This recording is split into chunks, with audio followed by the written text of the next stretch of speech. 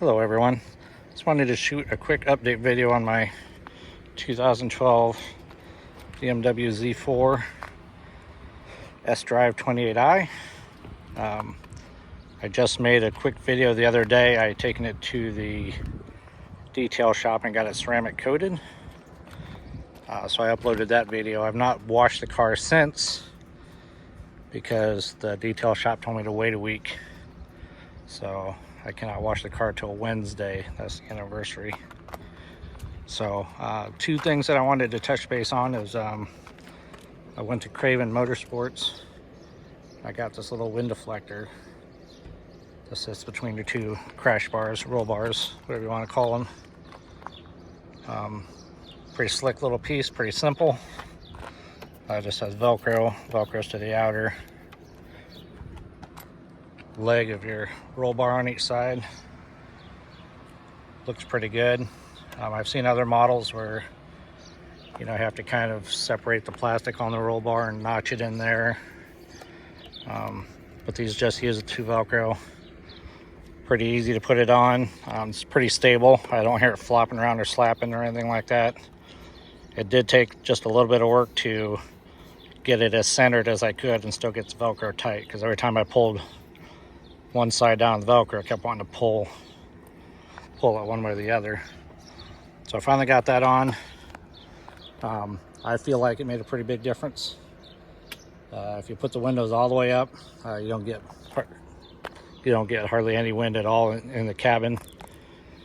You still do get wind in the cabin with the windows down, but it's not as intrusive. It doesn't feel like it comes all the way into the cabin. It almost feels like it sits kind of right on my shoulder, if that makes sense. So I put that on. Again, I got that from Craven Motorsports. Pretty quick, pretty slick, pretty easy. The other thing that I've done is, might be harder to show you because I got the roof down, is I replaced the two salmon relays. I watched a video. There's good videos on YouTube about that. They sit right back here. Just got to take this piece of foam out. I'd be pretty careful with it because it does tear pretty easy. But if you kind of work it out there, take that piece of foam out. Your two salmon relays sit right there. The whole job took me probably 10 minutes, if that. And again, there's really good videos on YouTube explaining how to do that.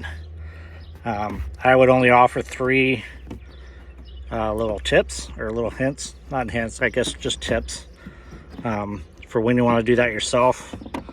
The first tip is, before you do anything, I would familiarize yourself with how to set the clock on your car, how to reset the time.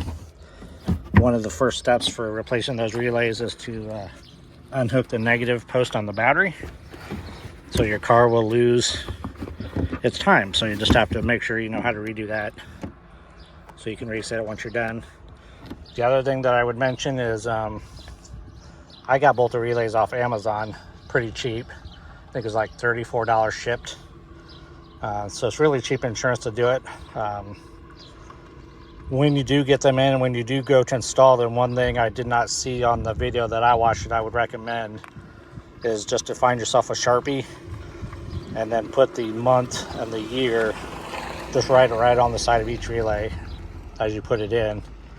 That way, in the future, if you can't remember when you actually replaced it, or if you sell the car to the next owner, they'll have a real good idea of when that relay was replaced, because you'll put the month and the year right on the relay itself. The other little tip is, if you've never unhooked the battery on your Z4 before, make sure you unlock the car first. If you unhook the battery on your Z4 with the doors locked, you will set off the car alarm. Ask me how I know that one. But yeah, it was real easy. Like I said, maybe 10 minutes once I gathered the tools. I used a 10mm wrench for the battery, and I used a star, torque star, whatever you want to call it, just to get the bracket up off the off the thing down there that's a relay set on so that you can get access to them. 10 minutes maybe, super easy, cheap insurance.